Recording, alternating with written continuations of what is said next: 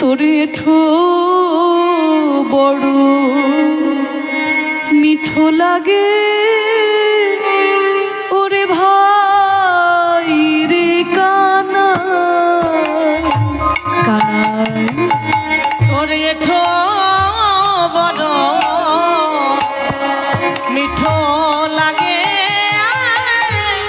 ভাই রে কানাই আমরা খাইতে বড় সুখ পাই ওরে তাইতে তোর এঠো খাইতে বড় সুখ পাই তাইতে তোর এঠো খায় তাই তো খেতে খেতে তোর মুখ হতে দিতে হলো ভাই তোর মুখ হতে দিতে হলো ভাই। এঠো বড় মিঠো লাগে ভাই রে কানাই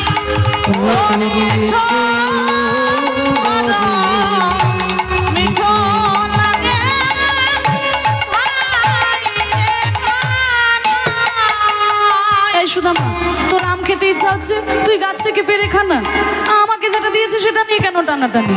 আমার এঠো বলে তোর বেশি মিষ্টি লাগছে হ্যাঁ রে কানাই তোর এঠো বলেই বেশি মিষ্টি লাগছে ও মায়েরা বাড়িতে যদি কারোর কোনো পেয়ারা গাছ থাকে তা দেখবে গাছ পাকা পেয়ারা এমনিতেই মিষ্টি হয়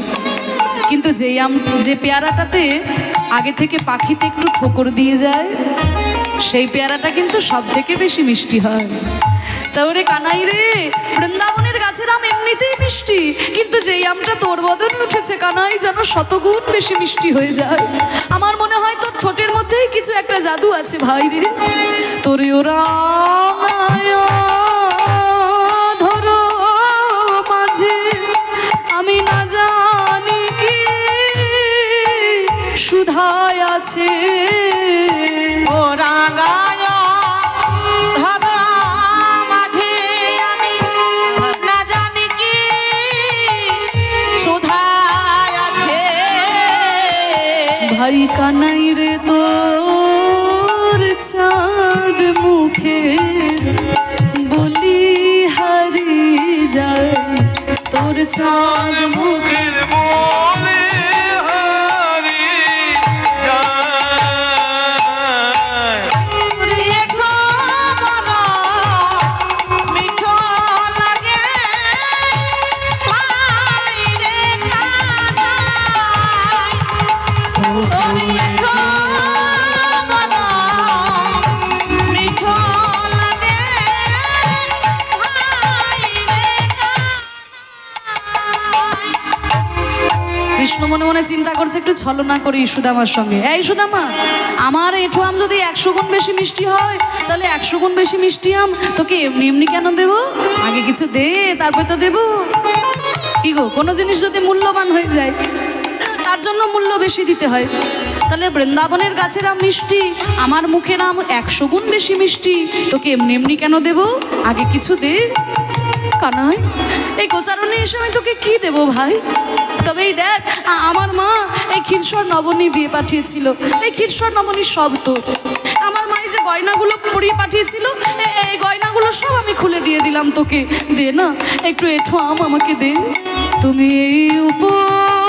উপহার নাও আরে খাইয়া আমার দিকে দাও এই উপহার নাও খাইয়া আমার দিকে দাও আরে দাসয়ুদ্ধ হবে মোরা কিছু দিতে চাই